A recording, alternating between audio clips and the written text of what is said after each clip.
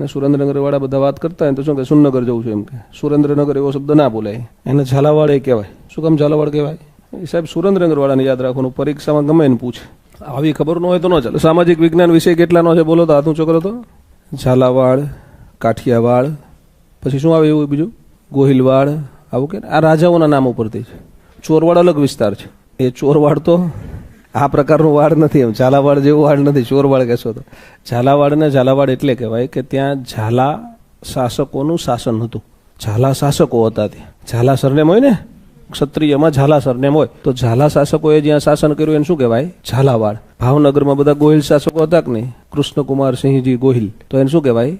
ગોહિલવાડ. અને જ્યાં કાઠી દરબારોનું શાસન હતું એ બધાને શું કહે એક સાથે? કાઠિયાવાડ. એટલે કાઠિયાવાડ કહેવાય. આવા શબ્દો એટલે વપરાય, બરોબર?